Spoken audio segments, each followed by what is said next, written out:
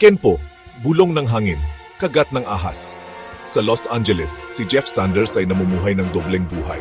Nahanap niya ang kapayapaan sa Kenpo. Sa araw, trabahador sa konstruksyon.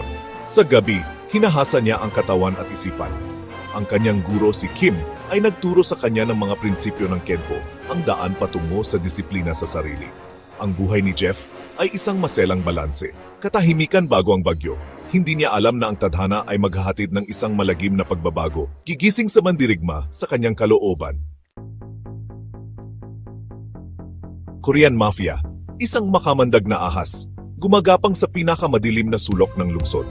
Nakita nila ang mga turo ni Kim bilang isang banta, at nagbalak na wasakin ang kanyang dojo.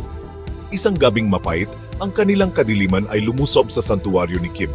Dumating si Jeff at natagpuan ang kanyang guro na naliligo sa sarili nitong dugo. Ang sakit, sariwa at matindi ay nagbantang lamunin siya. Ngunit mula sa abo ng kawalan ng pag-asa, isang bagong determinasyon ang lumitaw, paghihiganti. Ang mga pulis, sa pangunguna ng kanyang ama, ay tila walang magawa laban sa mafia. Ang kanyang kapatid, isang abogado, ay nagmakaawa sa kanya na pigilan ang sarili. Isang daan na hindi na kayang tahakin ni Jeff. Siya ay magiging isang sandata, hinubog na apoy ng pagkawala at ng pagkauhaw sa paghihiganti. Ang paghahanap ni Jeff para sa hustisya ay isang bagyo ng galit at katumpakan. Siya ay naging isang multo, gumagalaw sa mga anino, tinatamaan ang mafia ng may walang katumbas na katumpakan. Siya ay naging bangungot ng sindikato. Ang kanyang pangalan ay binibigkas ng may takot at paggalang. Ang pinuno ng mafia, si Tanaka, ay nanonood ng may pag-aalala at pagkaaliw.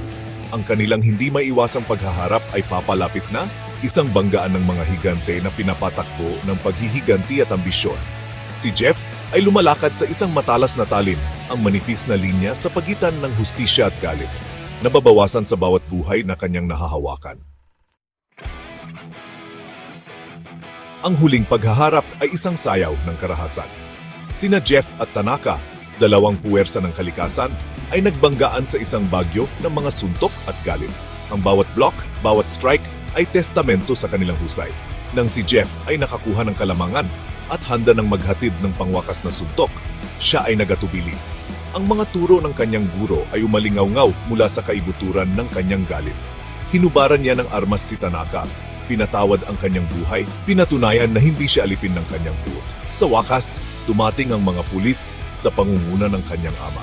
Naipatupad ang hustisya hindi sa pamamagitan ng paghihiganti, kundi sa pamamagitan ng batas.